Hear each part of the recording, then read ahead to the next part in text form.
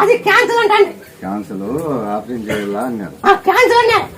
నువ్వు పాల కాసకడినా తాగన్నాను, కాగబెట్టుకొని తాగమని తాగన్నా 3 బాగింది.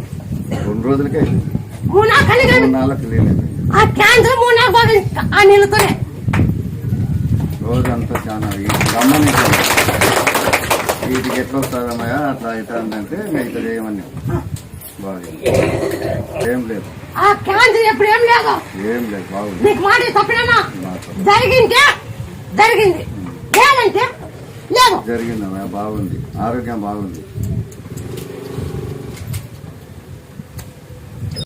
తొందర లేదంట మనకి అప్పు ఉండేదో